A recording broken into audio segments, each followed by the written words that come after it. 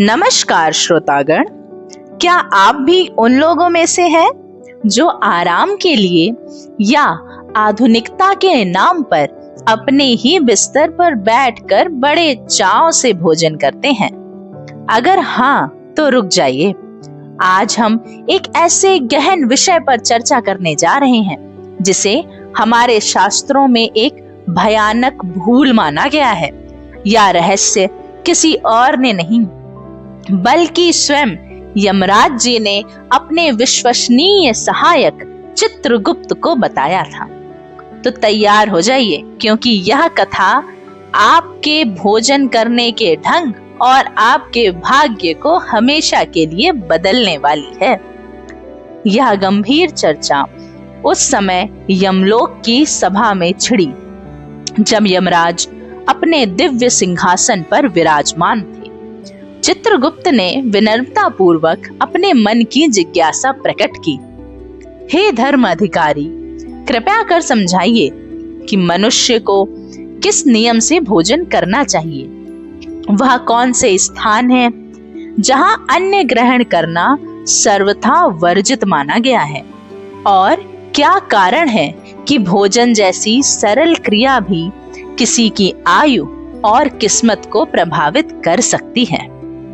यमराज जी मुस्कुराए और गंभीर स्वर में उत्तर दिया, वत्स्य, मनुष्य का आचरण ही उसकी नियति लिखता है। भोजन सिर्फ पेट भरने का साधन नहीं, यह तो एक साधना है। जो नियमों का पालन करता है उसे सुख, शांति और लंबी आयु मिलती है, पर जो अनुचित आदतों में पड़ता है उसे दुख, रोग और समय से पहले अकाल मृत्यु का भी सामना करना पड़ सकता है। इस सत्य को समझाने के लिए यमराज ने मगध देश के प्रतापी शासक सम्राट चंद्रकेतु की प्राचीन कथा सुनानी शुरू करी। राजा बहुत ही धर्मनिष्ठ और दयालु थे। उनका राज्य धन धान्य से भरा था, पर एक गहरा दुख जो उनके हृदय में था कि उनके पास उनका कोई भी उत्तराधिकारी नहीं था। कई वर्षों की पूजा तपस्या के बाद भी उनकी गोद सूनी थी। व्यथित होकर राजा ने महर्षि वशिष्ठ की शरण ली। ऋषि ने अपनी दिव्य दृष्टि से जाना कि राजा ने पिछले जन्म में अनजाने में शिकार के दौरान दूध पिलाती हुई गौ माता पर तीर चला दिया था। गौ हत्या का यही घोर पाप इस जन्म में उनकी संतानहीनता का कारण बना। तब ऋषि वशिष्ठ ने राजा को इस अभिशाप से मुक्ति पाने के लिए एक मार्ग बताया कि निष्ठा पूर्वक गौ सेवा करो। राजा और रानी ने तुरंत गौ सेवा में अपना जीवन समर्पित करना शुरू कर दिया। उनकी भक्ति का फल भी मिला। रानी शीलवती ने एक अत्यंत सुंदर और तेजस्वी पुत्र को जन्म दिया, पर गलतियां यहीं से शुरू हो गईं। अत्यधिक लाड़ प्यार के कारण राजकुमार अनुशासनहीन हो गया। उसकी सबसे बुरी आदत क्या थी पता है? कि वह हमेशा बिना स्नान किए और अपने पलंग पर ही बैठकर भोजन करने की जिद करता था। माता पिता के मोह ने उसकी यह घातक आदत को नजरअंदाज कर दिया। समय बीतता गया और राजकुमार युवा अवस्था की दहलीज पर था। तभी एक भयानक रोग ने उसे घेर लिया। सारे उपचार और यज्ञ निष्फल रहे और वह प्रिय पुत्र समय से पहले ही इस संसार को अलविदा कर चला।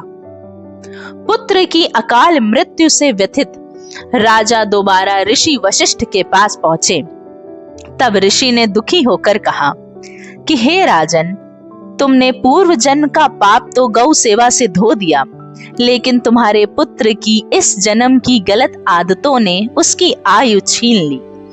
शास्त्र कहते हैं कि जो व्यक्ति बिना स्नान किए और पलंग या बिस्तर पर बैठकर भोजन करता है उसकी आयु घट जाती है और शरीर रोगों का घर बन जाता है।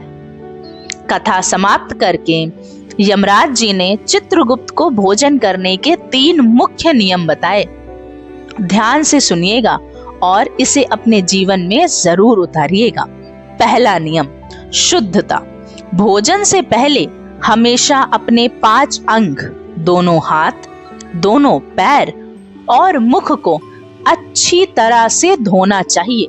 सर्वोत्तम तो यही है कि स्नान करके ही अन्न ग्रहण करें। दूसरा, सही स्थान। भोजन सदैव जमीन पर, किसी आसन या चटाई पर पालथी मारकर करना चाहिए। बिस्तर पर बैठकर भोजन करना रोगों को निमंत्रण देना और दरिद्रता को घर में बुलाना ही होता है। तीसरा, त्याज्य भोजन। 3 तरह के भोजन का त्याग करना चाहिए। वह अन्न जिसे किसी ने लांघ दिया हो, यानी जिसके ऊपर से पैर रखकर चला गया हो या फांद के चला गया हो। वह अन्न जिसमें बाल, कीड़े या कोई अशुद्ध वस्तु गिर गई हो। वह अन्न जो किसी और के लिए परोसा गया हो, मतलब दूसरे का हिस्सा छीनकर खाना पाप है। तो श्रोतागण, याद रखिए कि अन्न ही देव है और अन्न ही जीवन है। भोजन केवल पेट भरने की क्रिया नहीं, यह हमारे आचरण और हमारे भाग्य की आधारशिला है। अपनी आदतों को सुधारो, बिस्तर पर बैठकर भोजन करने से बचो और देखिए कि आपका स्वास्थ्य, आपकी समृद्धि और आपका जीवन कितना बदल जाएगा। अगर आपकी जानकारी में कोई ऐसा व्यक्ति है जो बिस्तर पर बैठकर भोजन करता है, तो उसे यह वीडियो अवश्य शेयर करें और घोर पाप करने से बचाएं। तो कमेंट सेक्शन में ये भी जरूर बताएं कि क्या आपको इस बारे में पहले से पता था। और हाँ, ऐसी ही जानकारी के लिए इस चैनल को लाइक, शेयर एंड सब्सक्राइब करना ना भूलें। मिलते हैं आपसे अगले वीडियो में।